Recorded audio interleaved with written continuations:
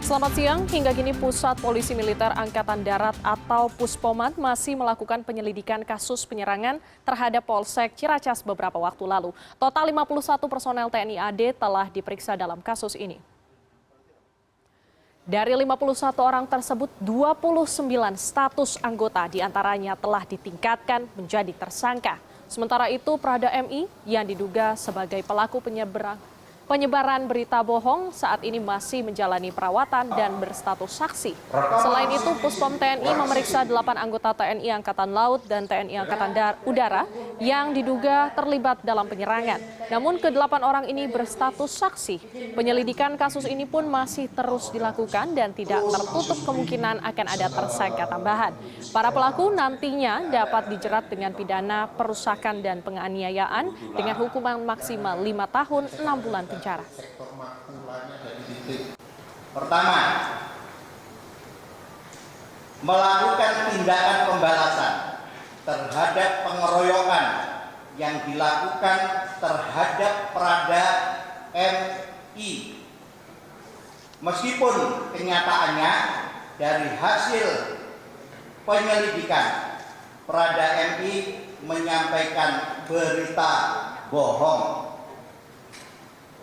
2.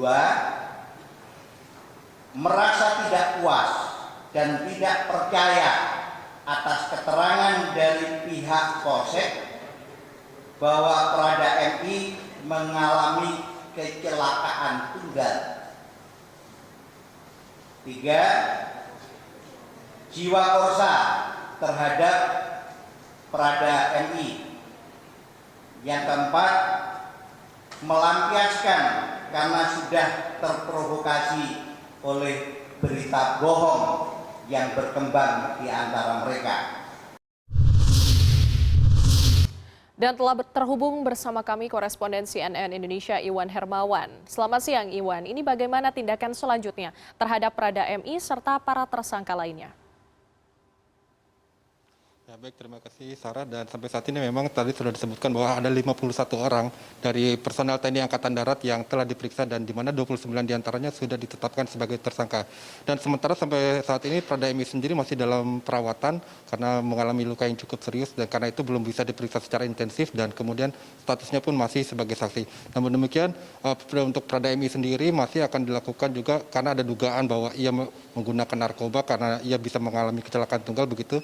Jadi ada dugaan dia menggunakan narkoba. Sampai saat ini sampel dari darah, rambut maupun yang lainnya masih diperiksa oleh dari BNN di Lido dan sampai saat ini hasilnya belum keluar. Jadi kita sendiri masih menunggu sampai kapan statusnya bisa ditetapkan sebagai tersangka atau tidak.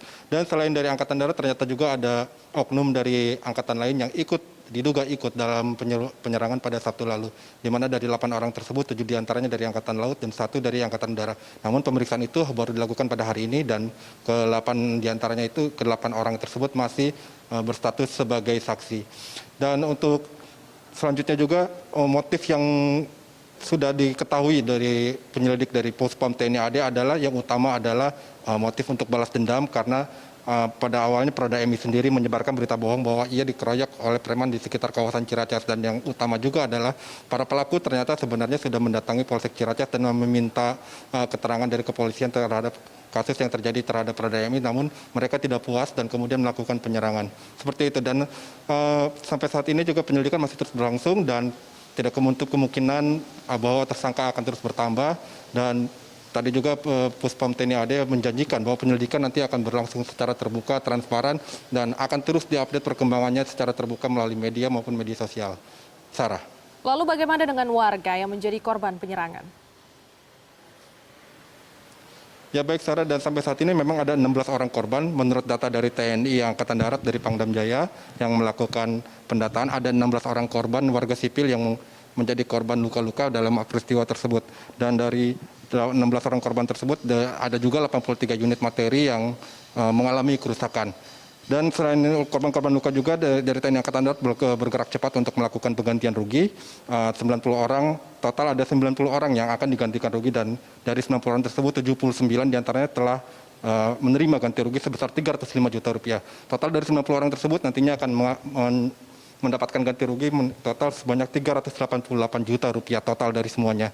Dan itu semua nantinya akan diganti oleh dari gaji para pelaku. Namun untuk sementara karena ini harus dilakukan dengan cepat, maka ganti rugi ditalangi terlebih dahulu oleh pimpinan Angkatan Darat termasuk dari Kepala Staf Angkatan Darat maupun dari Panglima Daerah Militer Kodam Jaya. Jadi mereka menalangi terlebih dahulu dan nantinya setelah para korban ini mendapatkan talangan kemudian akan diganti oleh dari gaji para prajurit yang terlibat dalam penyerangan tersebut. Dan selain itu juga dari korban-korban luka tersebut sampai saat ini di RSPAD ada 3 orang korban luka, di mana 2 diantaranya adalah anggota kepolisian.